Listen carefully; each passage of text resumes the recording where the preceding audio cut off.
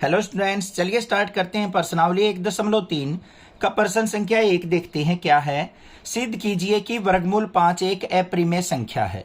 महत्वपूर्ण प्रश्न है, प्रश्न पत्र में आपको देखने को जरूर मिलेगा। तो किस तरीके से करेंगे चलिए देखते हैं। सबसे पहले देखो, अपरिमेय संख्या कौन सी होती है? जिस संख्या को हम p/q या भिन्न के रूप में नहीं लिख सकते उसको हम अपरिमेय संख्या कहते हैं। तो कैसे करेंगे? यहाँ पे हल देखो इसका। हम एक कल्पना लेके चलेंगे कि वर्गमूल 5 हमारी एक परिमेय संख्या है। तो यहां पे क्या लिखेंगे? माना वर्गमूल 5 एक परिमेय संख्या है। परिमेय संख्या है, ऐसा हमने क्यों माना? क्योंकि अगर मैंने वर्गमूल 5 को परिमेय संख्या नहीं प्रूव किया तो वो अपने आप क्या हो जाएगी? अपरिमेय हो जाएगी। ठीक है, इसका विरोधाभास कल्पना हमने एज्यूम कर ली यहां पे। अब देखो यहां पे बच्चों, वर्गमूल 5 को आपने परिमेय संख्या मानना है तो वर्गमूल 5 को हम किस प्रकार से लिख सकते हैं? भिन्न के रूप में लिख सकते हैं। मतलब वर्गमूल 5 बराबर है a/b के रूप में लिखा जा सकता है। और यहां पे a और b क्या है हमारे? a, b सह अभाज्य संख्याएं हैं। सह अभाज्य संख्या है। अब सहअभाज्य संख्या क्या है? जिनका HCF 1 होता है, मतलब जिनके फैक्टर, जिनके गुणनखंड 2 से ज्यादा ना हो, उनको हम क्या कहते हैं? सहअभाज्य संख्या। तो हमने वर्गमूल 5 को a/b के रूप में मान लिया। अब क्या करो, यहां पे देखो वर्गमूल 5 है, वर्गमूल को हटाने के लिए हमें क्या करना पड़ेगा? दोनों ओर वर्ग करने पर, दोनों ओर वर्ग करने पर, वर्ग करने पर तो वर्ग करते हैं भाई।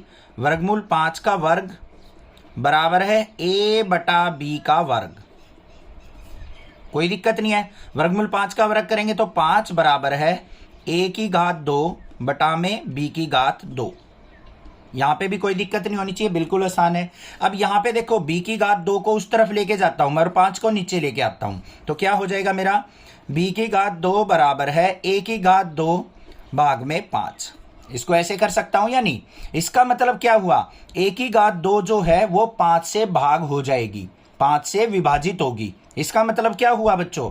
5 जो है a⁻2 का गुणनखंड है।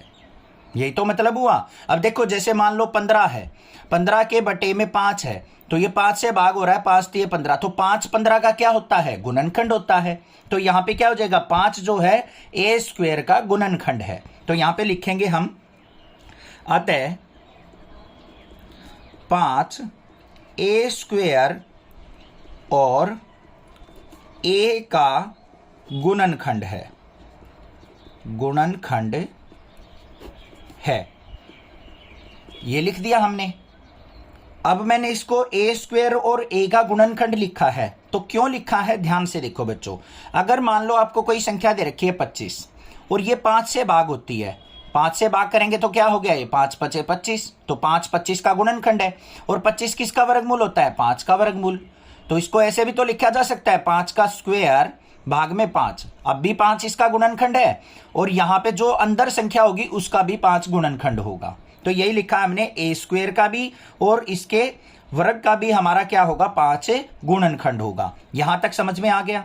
तो यहां पे इसका मतलब क्या है? माना a बराबर है 5c।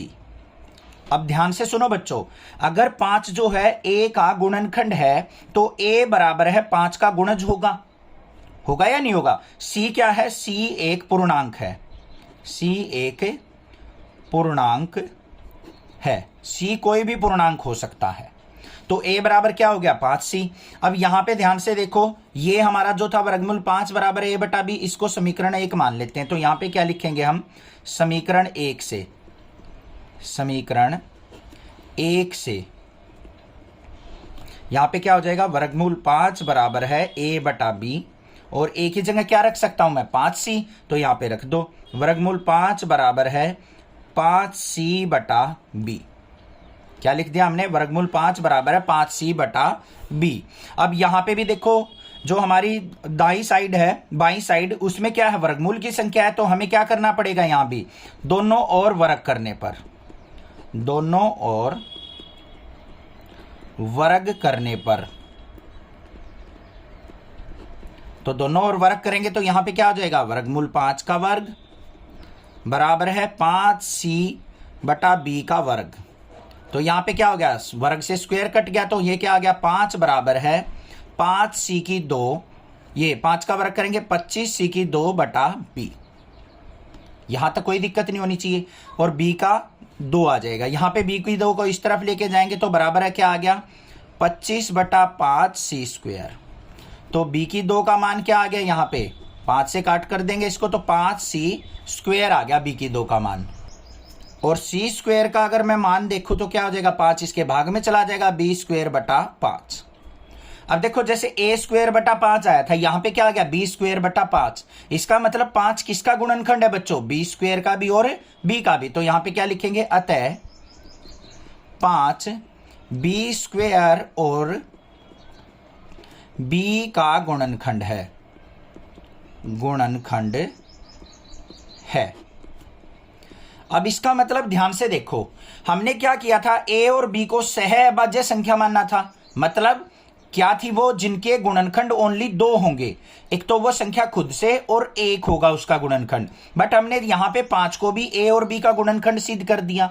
तो इसका मतलब क्या हुआ, यहां पे a बटा b जो हमने संख्या मानी थी वो क्या है यहां पे, तो हमारी a और b क्या है, भाज्य संख्याएं हैं। भाज्य संख्याएं हैं तो वर्गमूल 5 भी क्या हो जाएगी, हमारी अप्रिमेय संख्या हो जाएगी। हमारी कल्पना क्या हो जाएगी, गलत हो जाएगी। तो यहां पे क्या लिख देंगे हम, अतः वर्गमूल 5 एक अप्रिमेय संख्या है, अप्रिमेय संख्या है। बस ये सिद्ध करना था हमें। समझ में आ गया किस तरीके से करना था। हमने क्या करना है, बस वर्गमूल 5 को a बटा b माना। a और b हमारे सहअभाज्य संख्या थी। इसका मतलब a और b के 2 ही गुणनखंड हैं, एक तो 1 और एक ये संख्याएं खुद से। परंतु हमने सिद्ध कर दिया कि a और b के 5 भी गुणनखंड हैं। तो इसका मतलब क्या होगी, a और b सहअभाज्य संख्या नहीं है। और जिससे हमने प्रूव कर दिया यहाँ पे कि वर्गमूल 5 क्या है, कि अप्रिमेय संख्या है, जिसको हम a बटा b के रूप में नहीं लिख सकते। समझ में आ गई बात। कोई दिक्कत लगे आप मुझसे पूछिए, अदरवाइज चैनल को सब्सक्राइब कीजिए।